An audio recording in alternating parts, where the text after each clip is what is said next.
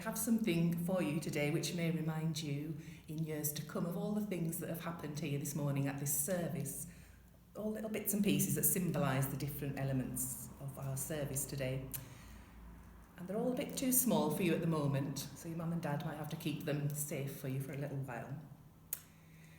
But in this box is things to remind you of how much God loves you and how much you are part of his family.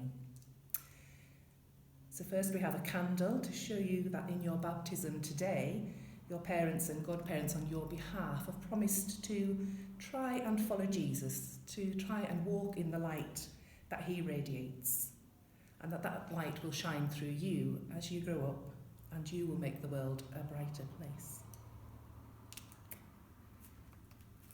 Then we have a piece of a jigsaw puzzle. Sometimes life is a bit of a puzzle, but there's only one place in the whole picture where this piece will fit, where it will fit neatly and go to make up the overall picture. We can try and jam it in and force it, but it will get bent and it will get damaged and it won't fit. In a world where so many people struggle with body image, especially young people, I find it really reassuring to know that we are not all supposed to be the same. We were created to be unique. And it is only by being different that we can go to make up the whole picture. I want you to treasure your uniqueness and share it as you grow up. It is a gift given only to you. Be reassured that as you do grow up, you don't have to try and pretend to be like someone else. You were never meant to be like someone else. God created you to be you. Then in our box we have a little map. In our story of the sheep, in our story, we can all get a bit lost sometimes. We can all go off and take a bit of a detour. But this map is just to symbolise that in life you can never be so lost that you cannot be found. You could never be somewhere where God cannot come and find you, and he will always go out of his way to bring you back to the plans and purposes that he has for your life. And those plans and purposes are unique to you. No one is outside of God's love, and unfortunately that is not dependent on anything that we do or don't do. It's an unconditional love from the one who created us. And then a lady in the church has been knitting me some little fish, and that of course is to symbolise the water that we'll use a bit later in our actual baptism.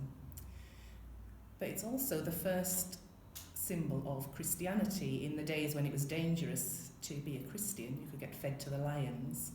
People would identify themselves to each other by just scratching a fish shape in the ground, and then they could rub it out quickly.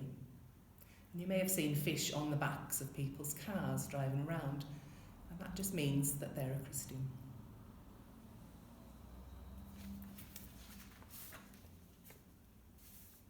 And then of course we have the cross, the central symbol of our faith, and this is a gift to you from the Mothers' Union, who've been making these little crosses in your pocket. Because it's only by what happened on this cross, by Jesus dying and taking all the blame for the things that separate us from God, that we can even be here today to ask for God's blessing on us. Then there's a little heart. We can never truly understand God's love, but he's much closer than we can ever imagine. And nothing we can do will ever make him love us more or love us less. He just loves us. And if you only take one thing away from this service today, make it that you are loved with an unshakable love. This isn't a romantic, slushy kind of love. This is a love which is strong and powerful, a love which has fought for you and died for you. A bit like the love that we have for our children, protective. And that is closer than you can ever imagine. I've always found that faith makes life bigger, not smaller. And just like our baby, each of us are unique. Because God made us, he has a special interest in us. And faith is a journey, and our baptism is just a step on that journey. Sometimes we can feel that God is a long way away and totally uninterested in us. That's not the truth, and that's not what the Bible teaches us. We are never alone. God is always with us. And real faith is not afraid to ask questions and explore what faith might mean. God can even handle our doubt and our unbelief without loving us less.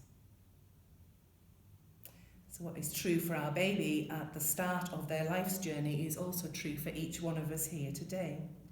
Whatever stage of faith, whatever stage on the journey our faith is at, even if we have no faith at all, you are special to God and He loves you more than you can ever imagine.